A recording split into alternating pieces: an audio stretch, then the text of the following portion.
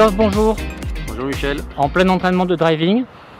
Oui, en plein entraînement de driving. Avec une météo aujourd'hui qui est particulière, est-ce que tu peux nous parler de cette influence de la météo sur l'entraînement? Est-ce que c'est plus propice ou est-ce qu'il fait... Quels sont les bénéfices de s'entraîner voilà, en hiver et avec des conditions un peu pluvieuses comme aujourd'hui? Écoute, le golf c'est formidable, c'est un sport qu'on peut jouer tous les temps, toute l'année, 4 saisons. Écoute, aujourd'hui c'est l'hiver, on est à Paris, il pleut pas, il fait pas froid. Forcément c'est une bonne journée pour jouer au golf. Alors quels sont les points d'attention? Comment on peut améliorer son driving en plein hiver? Sur quoi tu restes focalisé dans tes entraînements? Écoute, moi je joue pas beaucoup, mais j'essaie de me faire plaisir quand je joue au golf, et le driver c'est toujours un club sympa à taper, d'abord parce que ça produit de bonnes sensations. On a toujours envie de taper fort, de bien toucher la balle, de bien la centrer, ça fait un bon bruit, ça claque, donc c'est toujours amusant de taper le driver. Écoute, moi mes points d'attention c'est assez simple, c'est des fondamentaux, une bonne posture, un bon alignement, une bonne répartition du poids du corps, des bons appuis solides pour avoir envie de... Donc déjà être bon à faire des choses, on va dire, fondamentales, qui souvent sont finalement oubliées parce qu'on se dit, bah, c'est bon, le grip on a compris, la posture on a compris, puis on pense qu'à aller loin. Et finalement, toi tu nous dis l'inverse, attention, restez sur vos basiques, sur vos gammes, quoi. Tu sais, le golf, quand je vois les amateurs travailler leur swing dans les practices, ils pensent à des choses très compliquées. Le golf, il faut faire bien les choses simples. Et là, les gens l'oublient souvent, ils prennent des leçons. Aujourd'hui, avec les nouvelles technologies, les gens se perdent un petit peu, il faut faire bien les choses simples. Les choses simples, c'est au driving une bonne posture, une bonne répartition du poids du corps, des bons appuis, terminer en équilibre, des choses relativement simples. Après, les amateurs ont aussi la préoccupation de se dire, bon, aujourd'hui je vais m'entraîner, plus je vais m'entraîner, plus j'aurai de possibilités d'atteindre enfin un niveau, ne plus laisser ma balle et enfin gagner en distance. Voilà, donc il y a aussi c'est quand même légitime comme... Bien sûr, mais comme tu le disais, là c'est l'hiver, c'est propice à l'entraînement, mais c'est aussi propice à prendre des leçons, avoir un entraîneur régulier, pas changer trop de professeur, mais prendre des leçons assez régulières. Bien sûr, avoir le temps de taper entre les leçons, et puis en même temps travailler un peu sa condition physique, faire des assouplissements, faire des étirements, faire des choses comme ça. Alors en ce moment, là, je dirais dans l'air du temps, c'est beaucoup de taper fort, parce qu'à haut niveau c'est ce qu'il faut, taper fort et précis, bien sûr, c'est le rêve de tout le monde.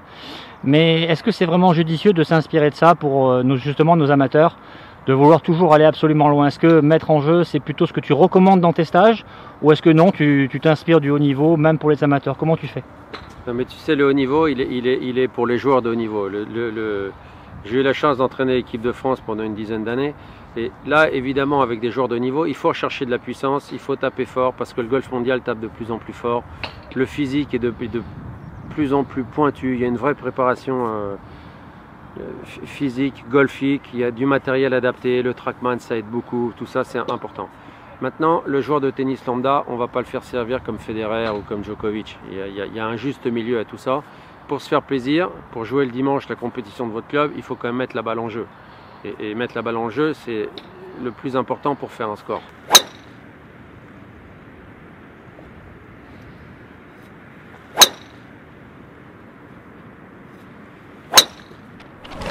Alors qu'est-ce qu'on peut se dire pour éviter la pensée parasite du dernier moment, de se dire ok bon, j'ai bien écouté les conseils de Christophe Potier, je veux pas aller loin, je veux me mettre en jeu, mais ça c'est plus fort que moi, au dernier moment j'essaye quand même. Comment je peux m'enlever cette pensée parasite de vouloir aller loin concrètement? Comment je peux faire sur le terrain si je suis amateur? Je fais comment? Je pense que l'équilibre est le plus important du swing et surtout du driving, parce que le club est long, donc il y a forcément le club est plus long, donc il y a plus de vitesse, donc il faut contrôler sa vitesse.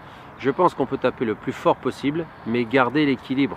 Et si vous pensez à garder un finish équilibré, déjà ça va aller mieux. Ça veut dire que ce que vous allez faire avant, vous allez le faire d'une façon plus coordonnée, plus rythmée, et il faut garder cet équilibre. Ça c'est le point clé. Si on résume bien, Christophe, c'est d'abord on profite de l'hiver pour faire réviser ses gammes, comme l'ont fait finalement les plus grands champions. Et puis pour éviter la pensée parasite de vouloir aller trop loin, tu fais au dernier moment, on focalise sur l'équilibre et les appuis, bien sentir ses appuis, son équilibre. Oui, et puis sur la cible, c'est-à-dire que quand on fait une routine, on regarde sa cible. Ce qui est important, c'est où on veut mettre la balle. Il faut prendre une cible. Moi, ce que je préconise, c'est de viser une cible le plus petit possible. On ne vise pas le milieu du fairway, on vise un point le plus petit possible et on est focus là-dessus. Et comment on fait pour le plus petit? Quand on a un fairway et pas d'arbre, comment on fait pour prendre un point petit. Il y a toujours un moyen de prendre un point de repère petit. Il y a toujours quelque chose au loin, il y a toujours un horizon, il y a toujours une butte, il y a toujours un buisson, il y a toujours quelque chose à prendre. Et le fait de faire ça, d'être focus sur sa cible. Et son ressenti. Donc, et son ressenti, bien évidemment, vous allez voir que vous allez faire un swing beaucoup moins forcé.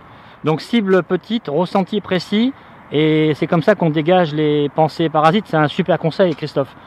Merci beaucoup. Et donc, alors pour toi, en hiver, un point technique particulier, tu parlais des rotations aussi. Est-ce que c'est crucial pour nos seniors, par exemple, qui ont du mal à tourner, parce que qui dit puissance dit quand même confort de rotation? Oui, mais très souvent, les seniors, justement, ils essaient de faire une très grande montée. Et c'est souvent une montée qui n'est pas vraiment en rotation, c'est plus avec les bras, c'est plus un swing de bras. Et ils sont focus sur la montée, sur le backswing, mais ils ne font pas le downswing. Et très souvent, on voit les gens qui slice, ils font une grande montée, ils tapent par-dessus, ils coupent la ligne extérieure-intérieure.